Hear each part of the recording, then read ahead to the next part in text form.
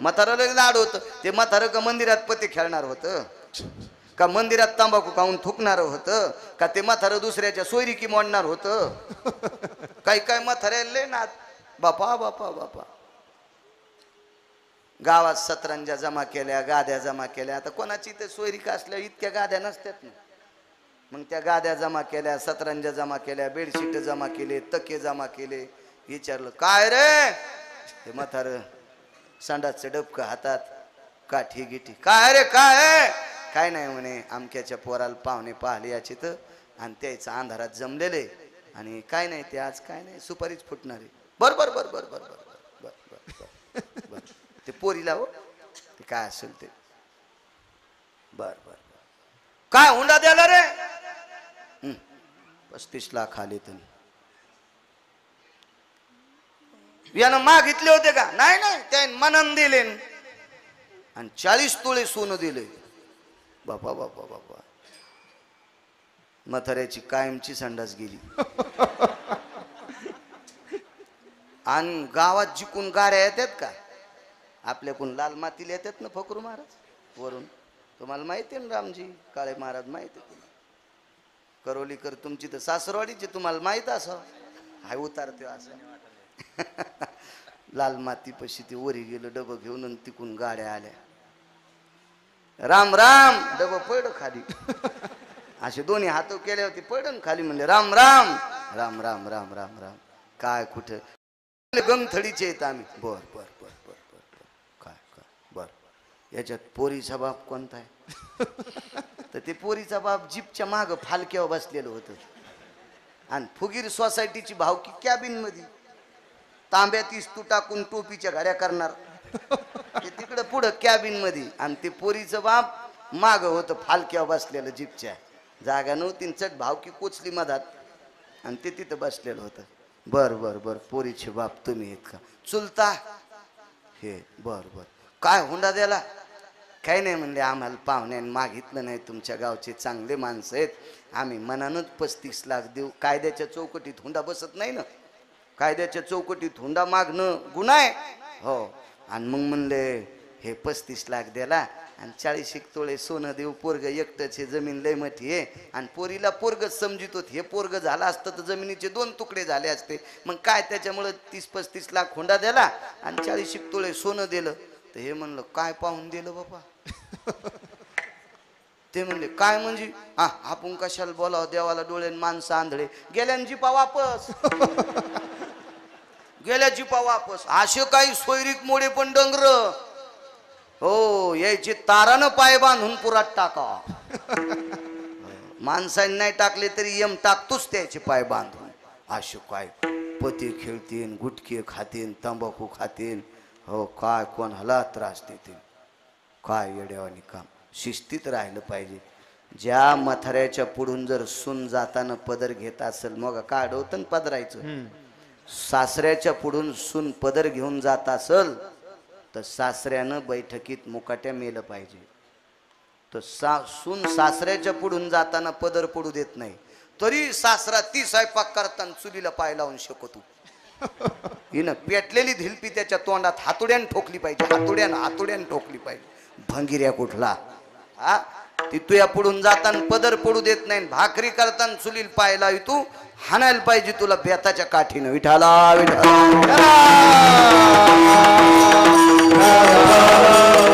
आचारसंहिता आहे. मर्यादा सांभाळली पाहिजे. आपण ते पोरा येऊन चाललो होतो तंबाखूचं घरानं जाऊ द्या. घरी जेवायला बोलिलं म्हणले पुढच्या अवतारात पाणी पाहिजे. मथारले आगाव होत ते.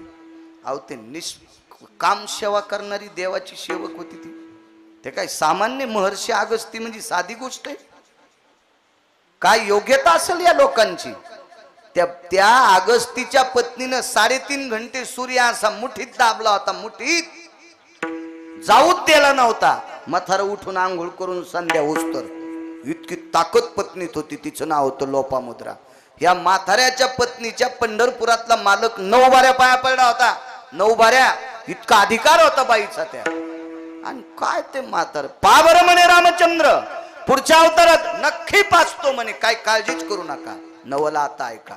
आणि पुढच्या अवतारात पंढरपुरातल्या मालकाने इंद्राची पूजा न करता गोवर्धनाची पूजा केली आणि गोवर्धनाची पूजा केल्यावर राजाला राग आला. तो राजा म्हणजे इंद्र. त्याच्या एकट्याच्याच गाडीला 222 दिवे होते. आपल्याकडे मंत्र्याला किती दिवे असतील? एक. त्याच्या एकट्याच्या गाडीला 222 दिवे. केवढा मोठा मंत्री, त्याला कमी राग आला असेल का? आणि त्यानं प्रमाथी नावाचा वरून पाठीला आणि म्हणले पाडा अवकाळी पाऊस. आपल्याकडे गारा नाही पडल्या, है का नाही? आपल्यावर कृपा आहे पंढरपुरातल्या मालकाची. आपण जगताप काकाकडे गेलो बापू, तर नैताळ्यापासून निफाड तर 18 ते 19 किलोमीटर पर्यंत द्राक्षाला पान राहिलं नाही. एका एका शेतकऱ्याचं 20-20, 25-25, 40-40, 1-1 कोटी रुपयाचं नुकसान, लाख रुपयाचं, कोट्यवधी रुपयाचं नुकसान. किती शेतकऱ्याचं नुकसान बघा ना. त्या गारा पडल्यावर किती किती नुकसान. हो, आळंदीच्या वारीला उद्या जा. आपल्याला वारीपुरत्या तुरी दिल्यात देवानं. हो, कालचा पाऊस नसता पडला ना, नसत्या कडकान्या अडकान्या. पप्याची माय भरडू भरडून तुरीच्या डाळीला तेल लावू लावू बेजार, तरी त्या तुरीचे थुत्र असे छिद्र पडलेलेच. त्याला अडकान्या म्हणते, आहे का नाही? मी काय बाई नाही, पण मला कळतं ना, मला वाचवायचा नाद आहे. मी शेतकऱ्याचं लेकरू आहे, त्याच्याकरता मला कळतंय. सारं कळकच झालं तुरीत. तर बऱ्यापैकी अशा बोक्यावानी तुरी होणार आहेत आता. त्याच्यातल्या 2-1 टोपले इकून जाणं आळंदीला. काय होतं, एक माणूस पाठवा ज्ञानोबारायच्या दर्शनाला.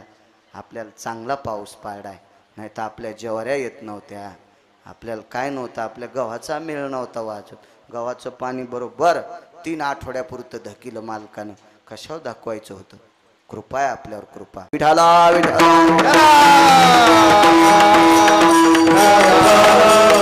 गावकरी मंडळी 1 वाजून गेला. राजू सांगा ना बंद कर गिरगावकर म्हणून. तू मोठा झाल्यावर लग्न करणार ना? काय गोड हस तू. गुदगुल्यात झाल्या लग्न करीन म्हणल्यावर, आहे का नाही? भेटन तुला, कीर्तनात शब्द दिलाय, भेटन बायको तुला, ताण घेऊ नको. लग्न करशील ना पण? हो हो म्हणलं. कॅमेऱ्यावाले फिरवार त्याच्याकडे. बरं, एका डोळ्यानं पोरगी आंधळी असल्यावर करशील का? पहा कसा उचले आहेत. तिच्या बापान 40 एकर जमीन दिल्यावर मग तिचा संडासचा तांब्या पण तूच घेशील, नाही का? काय पोरग हुशार रे लखने. आम्ही हुशार नव्हतो तर आमच्या लग्नाच्या टायमाला.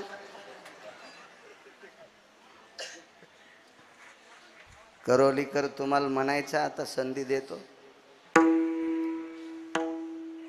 हे पोरग सावळी पोरगी करीत नाही म्हणलं, एका डोळ्यानं अंध पोरगी करीत नाही म्हणलं, बापान 40 एकर रान दिल्यावर करतो म्हणलं. बरं, पाल तुम्ही होते की नाही साक्षीला? पंढरपुरातल्या मालकानं इतीत केसाची पोरगी केली. साऱ्या अंगाला इतीत केस आणि 1.5 इती नख होते. आस्वलीन केली, आस्वलीन. हे नवल नाही का? म्हणून नवल केवळ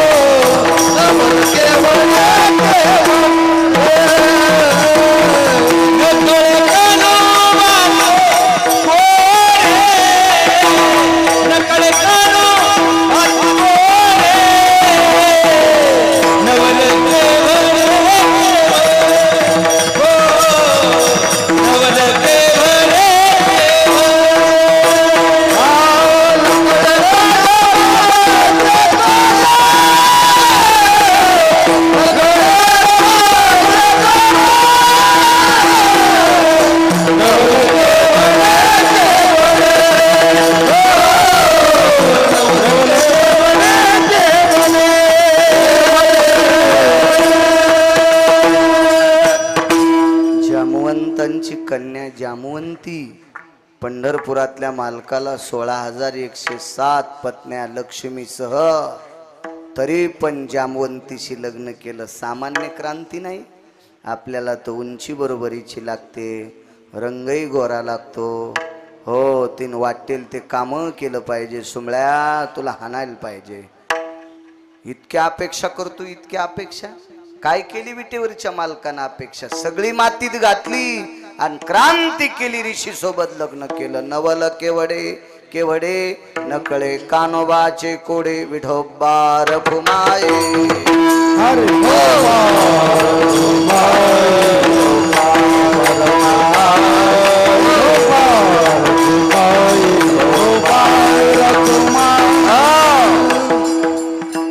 पाच 10 मिनिटात चरित्र सांगून पूर्णविराम करू.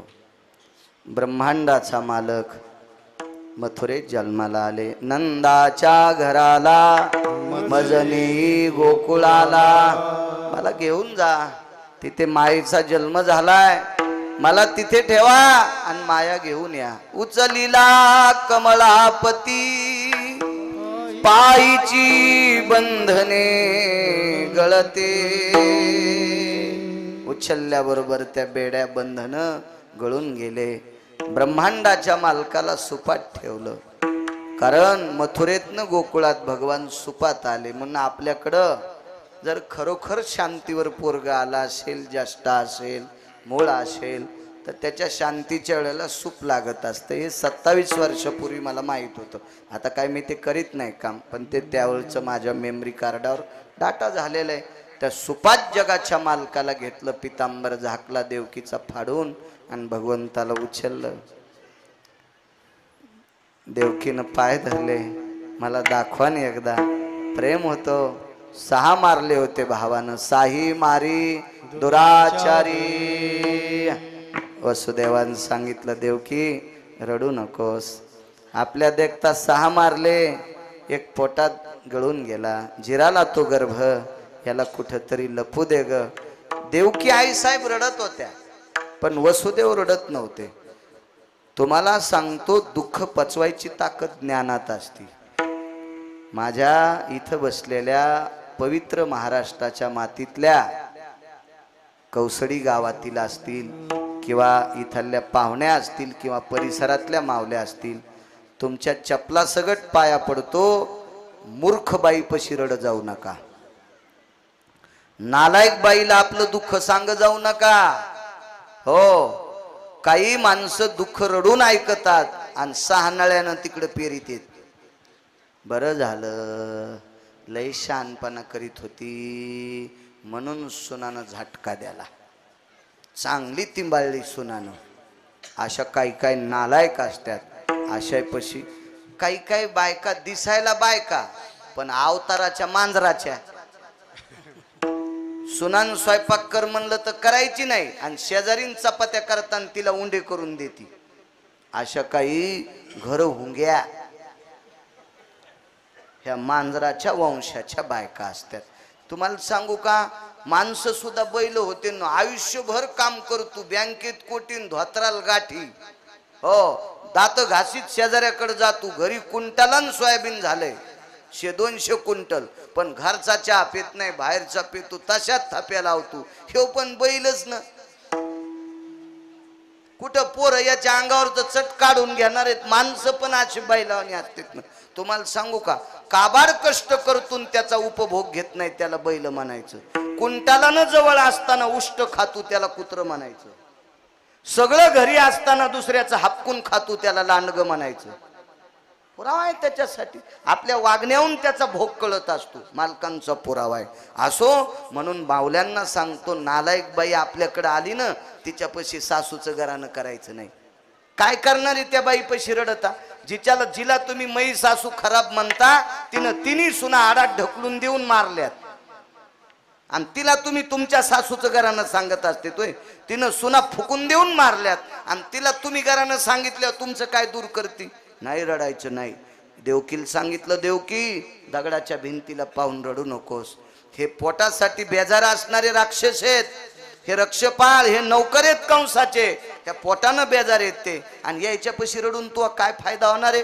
या बंदी शाळेच्या भिंतीचे दगड निर्जीव आहेत, इथं रडून काय फायदा आहे? दुःख पचव. दुःख पचवण्याची ताकद ज्ञानात असते. म्हणून नामदेवराय एक पुरावा सांगतात, धन्य त्याचे ज्ञान न करीच शोक, धन्य त्याचे ज्ञान न करीच शोक, धन्य त्याचे करीच शोक, धन्य त्याचे ज्ञान करीच शोक, वधिता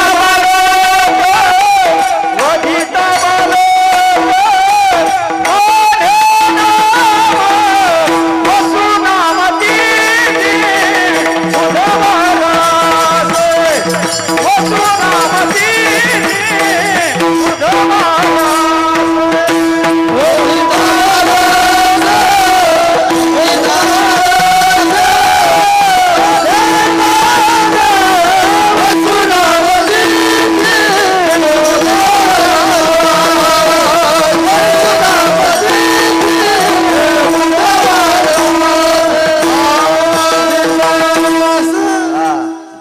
त्याचे ज्ञान न करीच शोक, वधिता बालक नामा म्हणे.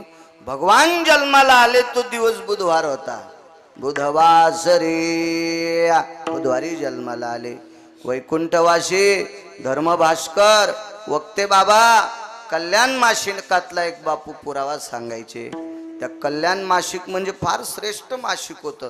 त्याच्यातले जे वाक्य होते ते अत्यंत गोड हिताचे होते, आपल्या फायद्याचे होते. आता ते मासिक चालू आहे का बंद आहे मला काही माहित नाही, पण वक्ते बाबा पंढरपूरला प्रवचनात निर्वाळा ऐकिला. आपल्या घरातल्या गायी, दारातल्या गोठ्यातल्या गायी जर व्यवस्थित खोडीला असतील तर बुधवारी मंगळवारी संध्याकाळी दही लावायचं आणि बुधवारी सकाळी रही लावून एक छोटासा एवढं सुपारी इतकं लोणी, त्याच्यावर तुळशीचं पान ठेवायचं आणि खडी साखरेचा बारीकसा खडा त्याच्यावर टाकायचा आणि आपल्या देव्हाऱ्यात जो रंगनाथ असतो का, रंगनाथ लंगडा देव म्हणते त्याला, त्या रंगनाथाला सकाळी स्नान करून पहाटे बुधवारी नैवेद्य अर्पण करायचा. गाईच्या खोडी जात्यात. हो, आपण सोपं करीत नाहीत. याची दोरी आण, त्याचा गांडा आण, आणि त्या जंगळलेल्याच्या गंड्यान काय होतंय? ते सोमवारी मासे खाते आणि त्याच्या गंड्यान गाय नीट होत असती वय. त्या जंगळलेल्याच्यानं आपले उपाय करत जा. आपले आपले शास्त्र आहे त्याच्या पाठीमागं. गायीविषयी प्रेम ठेव जा. फार मोठी ताकद हे गायीत.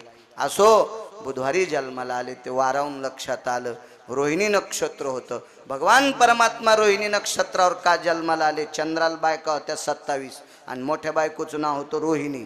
रोहिणी आणि भगवंताच्या एका आईचं नाव सुद्धा होतं रोहिणी. ती नंदाकडे होती. 12 पत्न्या होत्या वसुदेवाला. कारण या रोहिणी नक्षत्रावर जन्माला आल्या भगवान परमात्मा चंद्रवंशात जन्माला आले, म्हणून त्याच्या ज्येष्ठ पत्नीला आनंद व्हावा याच्याकरता नक्षत्र रोहिणी घेतलं. आणि तिकडं आपल्या आईला सुद्धा आनंद व्हावा रोहिणीला, म्हणून रोहिणी नक्षत्र आजन जन्म धात्री नक्षत्र रोहिणी याच्याकरता रोहिणी नक्षत्रावर जन्माला आले. रात्रीला जन्माला आले. अज्ञानाचा अंधकार संपवायचा होता आणि ज्ञानाचा प्रकाश पाडायचा होता, म्हणून रात्री जन्माला आले. आणि दुसरे एक कारण, मागचा अवतार सूर्यवंशातला आहे. दुपारी जन्माला आले. पळभरी होय स्थिर माध्यानाशी दिनकर, पळभरी होय स्थिर. दुपारच्या वेळेला सूर्य थांबिला आणि भगवान परमात्मा जन्माला आले. चंद्राला थोडंसं दुःख झालं, म्हणे तुम्ही सूर्यवंशात जन्माला आले, सूर्यास्तान जन्माला आले, मग मला चंद्रवंशात जन्माला आले, मला झोपीत का टाकता? म्हणून अष्टमीच्या दिवशी चंद्राची कोर दिसत असते आणि मग रात्रीच्या 12 वाजता मध्यरात्री काग सखे चंद्र थांबला, कृष्ण जन्मला ग सखे काना जन्मला. पण पुरावा गाथ्यातला नाही. नंतर कोणी इचकायचं नाही. विठाला विठाला विठाला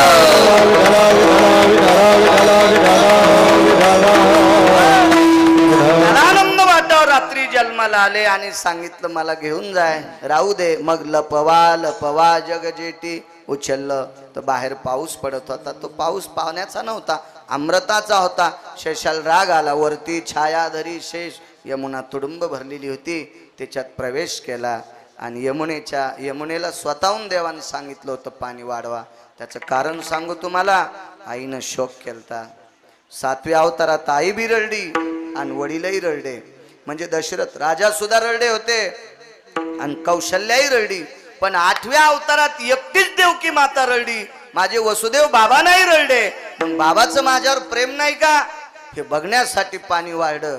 तर पाणी तोंडात जात असताना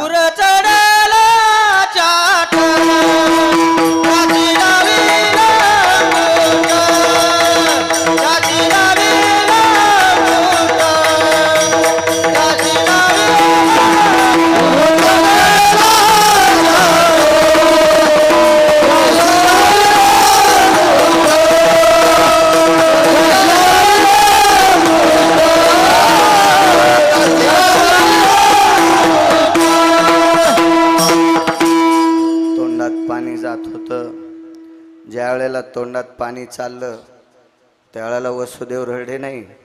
वसुदेवानं यमुनेला सांगितलं तू काळाची बहीण आहेस. यमुना कृतांताची बहीण आहे.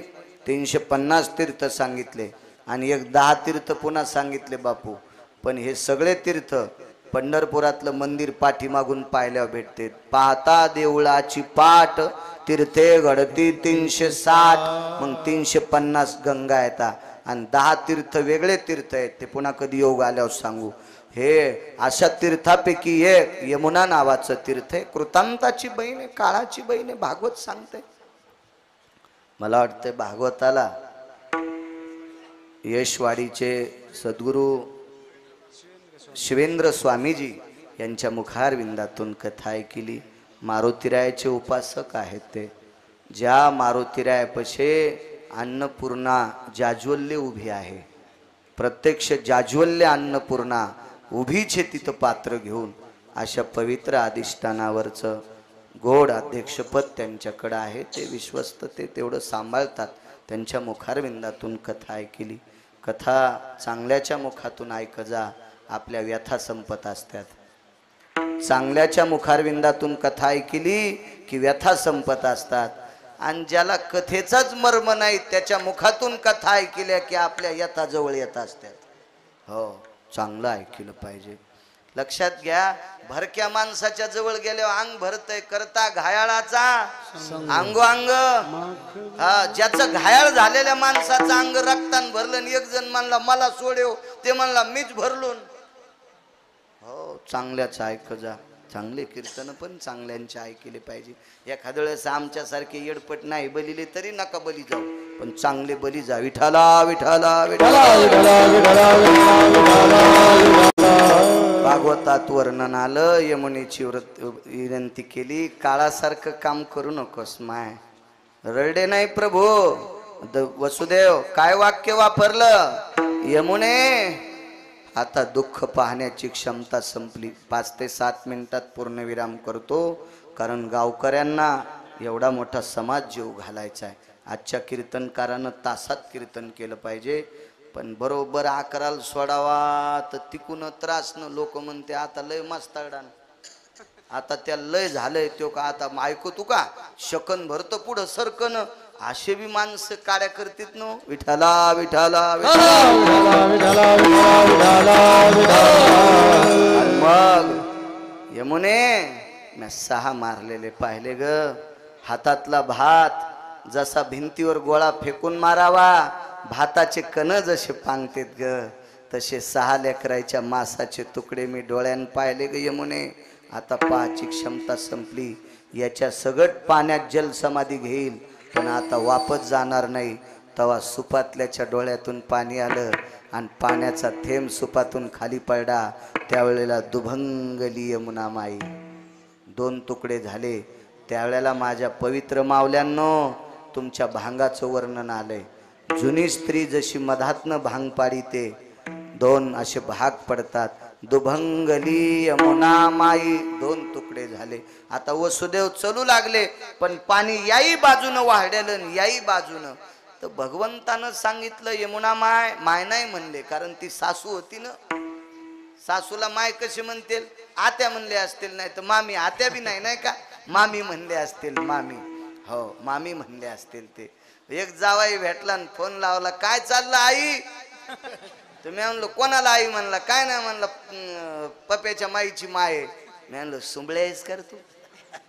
सासूला आई म्हणत होती रे गधड्या, तू बिना शेपटीचं गाढव आहेस तू.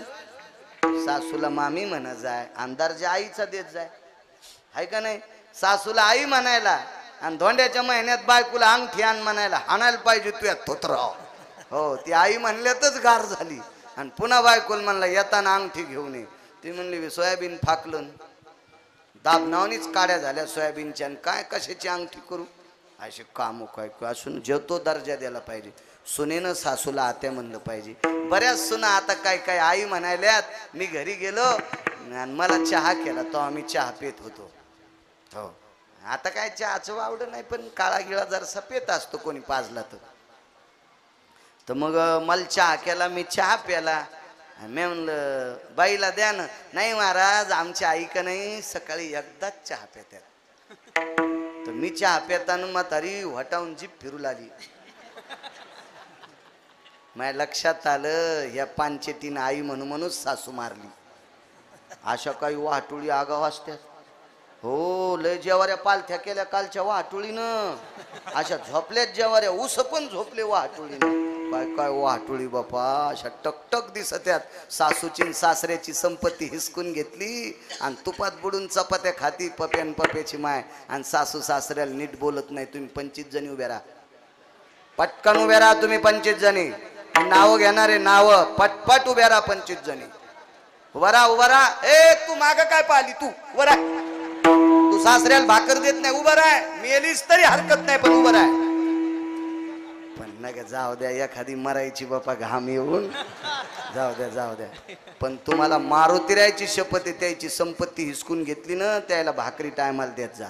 नाही तर यायचं तरी बरं या म्हाताऱ्याचं. इतके तुमचे हाल करतील पोरं, तुम्हाला अशी घंटीच वाजितील घंटीच. हो घरातल्या लोकांची नीट सेवा केली म्हणजे सप्ताह सफल झाला समजायचं. 4-5 पोरायनं माळी घातल्या तरी सप्ताह सफल झाला समजायचं. 5-25 बायकानं तंबाखू सोडली तर सप्ताह सफल झाला म्हणायचं. आपल्याला गुण जर नाही आलं तर सगळा खर्च मातीत गेला समजायचं. विठाला विठाला सुनायला राग आला असन, मला काही कळत नाही कोण सासू सासऱ्याला शिव्या देते, ताण घेऊन दे घेऊ नका. पण माझ्या माईनो 72च्या दुष्काळात ह्या म्हाताऱ्यानं एक टायमाला खाल्लं हो. साधे धोत्र घातले, ठेगळाचे लुगडे नेसल्या बायका जुन्या, आणि आपल्या लेकरायला संपत्ती कमवली. त्या लेकरायनं म्हातारपणी मायबापाची सेवा करा राजे हो. तुमच्यावर पंढरपुरातल्या मालकाची कृपा होईल. एक लक्षात घ्या, आपल्या आजोबा पंजोबाईनं एका टायमाला भाकरी खाल्ल्या, पोटाला कसा आवळला. जर 72च्या दुष्काळात म्हाताऱ्यानं म्हातारी राणीकून गोव्याला नेली असती तर आपली काय फजिती झाली असता याचा विचार करा ना. गुडघ्याला पटका बांधून आपल्या मागच्या बापदाद्यानं 72च्या दुष्काळात सहन केले चटके, म्हणून आपल्याला चांगले दिवस पाहायला आले. म्हाताऱ्याला त्रास देऊ नका. तुमची पाया पडून विनंती करतो, चपला सगट पाया पडतो. बायकाच्या हातात एक कारभार सगळा. त्या सिनेमातले गाणं ऐकील तर मी ट्रॅक्टरमध्ये, नवरा माझ्या मुठीत ग, ते ट्रॅक्टरवाले लय जोराने गाणे लायतेत ना. त्या गाण्याच्या नादात ट्राल्या मागन मुंडकच घेऊन गेला कारखान्यात. करा वजन काय पप्याची माय बैमान दुनिया आई रे आई. बस बस जाऊ द्या. आणि हे कसं होतं माहितीये का, गावरान तुपातला शिरान वरून दाडा वाढा. विठाला विठाला विठाला विठाला विठाला. जाऊ दे ते लय मोठे. तो ते गाणं ऐकील तर मी नवरा माझ्या मुठीत ग, तर मला असं म्हणावं लागल नवरा माझ्या बगलात ग. असं नाही बगलात दाबायचा. आपल्या मालकाला नीतिमतेत वागवायचं, आपल्यावर कृपा होईल. चला मी आता वापस जाणार नाही. मग त्यावेळेला यमुना कमी होत नव्हती, म्हणले रस्ता दिला ना तुम्हाला, तर भगवान म्हणले वाढती का. मग तिनं सांगितलं मला दर्शन घ्यायचं. सासू जावायच्या पाया पडी, पुरत चढला चाट त्याशी लाविला अंगुष्ट, दुभंगली यमुना माई. दार उघडं होतं, गाईचा दरवाजा उघडा होता. ज्याच्याकडे लय मोठी जमिनी, एखादी गाय पाळी जा एखादी गाय पाळी जा. आपल्याला मागच्या आठवड्यात 2 मुसलमान भेटले. ते मुसलमान भेटलेत. मी म्हणलो काय चाचा काय? नहीं बोले आप गाय के वास्ते कीर्तन में बोले बोले बहुत बढ़िया है. म्हणलं तुम्हाला मुसलमानाला कसं काय आवड? ते म्हणलं आमची 5वी पिढी आहे, आम्ही इकतचं दूध खात नाहीत. माझ्या पोराचं दुकान आहे म्हणे, आमच्या पोराच्या दुकानावरून उंदीर धरल्यावानी लोक थायल्याने ते दुधाच्या, पण आम्ही ते दूध पेत नाहीत. माझ्याकडे 5 गायी नाही, आमच्या मित्राकडे 9 गायी आहेत. जातीचा मुसलमान, खात नाहीत म्हणले आम्ही इकडचं तिकडचं दूध. मुसलमान. आणि आपल्याकडे 40 एकर जमीन, गाई नाही पाळड्या, कोंबड्या पाळड्या, पापा पापा तिती तिती, पापा पापा तिती तिती. आणि यान महाराज दूध घ्यायला. तर म्हणलं मला नको दूध. नाही म्हणले घ्या महाराज दूध घ्या. आणि म्हणलं दूध आता आणतो जाऊन. अरे म्या म्हणलं त्याच्यापेक्षा रोगर पेलेल बरं. ती गडी ती उंदीर धरल्यावानी थैली आणायला, 5 तू काय आम्हाला मारतो का महाराज तू? असे काय आगाव पण आहे का नाही, त्या लोकांना कळालं. बघा गाई असा ज्याच्याकडे 4-2 एकर जमीन आहे, आपले लेकरं चांगले होते. माय सात्विक जर दूध खाल्लं तर आपले लेकरं उद्या चांगले मार्क पडतील, हुशार होतील, ह्या देशाचे उगवते तारे होतील. त्या चांगलं खाऊ घाली जा. हा कापूस शिकला 250 क्विंटल, चाललो मुरमुऱ्याचं पोतं घेऊन. हो हा भरपूर खाल्लं. पोरं म्हणले उगा खराबा रस्त्याचा काय ते इतके मुरमुरे खाऊन. काजू आण 2-3 छटाक खाऊ घाल, त्याचा मेंदू चांगला वाढेल, हुशार होतील चांगलं. आपल्या मालकाला वाईटात पैसे खर्चण्यापेक्षा लेकराच्या दर्जावर पैसे खर्चा म्हण, चांगलं होईल. आपलं गरज आहे. चला 9 लाख गायी होत्या नंदराजाकडे, दरोजा लावायचं विसरले, आत ठेवलं आणि ती कन्या घेतली. इथून हातातली निसटली. तुझ लागी वधी उपजला मजाधी. आणि इकडे काय गोकुळीच्या सुखा अंत पार नाही लेखा. बाळकृष्ण नंदा घरी आनंदल्या नरनारी. गोपी जमा झाल्या गवळण म्हणती गवळणीला, पुत्र झाला यशोदेला. 1 धावे एकी पुढे वाटी ताटी सुंट वडे. ताईनं सांगितलं काल पोरगी झालती, फिरविले दोन्ही कन्या आणि चक्रपाणी. लागलीच मग सगळ्या गोपी जमा झाल्या, नाना प्रकारचं दान दिलं. आणि भगवान रांगत होते, तळवे तळ हात टेकित, डाव्या गुडघ्यानी रांगत. रंगनी रंगनाथ टोम्या देखील असे, चालू लागले खोड्या केल्या. आता जाई राणा सवे घेऊन गोधना, पावा घोंगडी घेऊन पायी. मग भगवान वनाच्या ठिकाणी गाई वासर घेऊन सर गोपाळ थकले. खांदी बार पोटी भूक, काय खेळायाचे सुख. एकत्रित बसले. बिभ्रतम वेन शृंगाया व्याधी निरशन हितार्थायाम. दुसरा श्लोक आहे. यत मध्याभय व्यालाक्ष कृतुयम यत संगान भव जायते. पाप क्षालन हितार्थायाम कवलम कवल प्रसाद रस्तु. यत प्रसाद रस्तु भय व्याप्तियाम जायते कनवम यतो. गोपाल कृष्ण भगवान की जय. ज्ञानोबराय तुकोबरायच्या कृपेने आपल्याला काला मिळतोय. ज्ञानेश्वर माऊली, ज्ञानराज माऊली, तुकाराम ज्ञानेश्वर माऊली, ज्ञानराज माऊली, ज्ञानेश्वर माऊली, ज्ञानराज माऊली, तुकाराम ज्ञानेश्वर माऊली. जय जय जय.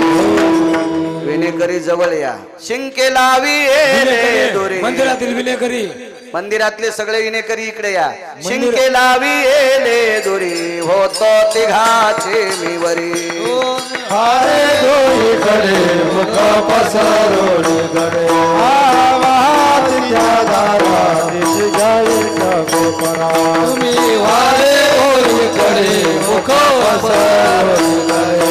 तुका मध्ये हाती दुमान दे दे तुका. तुम्ही वारे दोरी कडे मुख पसरोडी. आकडे रहिला कृष्ण मनी अवघाजने प्रकाश. वाटो एका एका वैष्णवनिका संभ्रम. वाकुलिया ब्रह्मादिका उत्तम लोका दाखवू. वाटो एका एका वैष्णवनिका संभ्रम. तुका म्हणे भूमंडळी. हॅलो तुका म्हणे भूमंडळी जलद चाल म्हणा कोणीतरी द्या.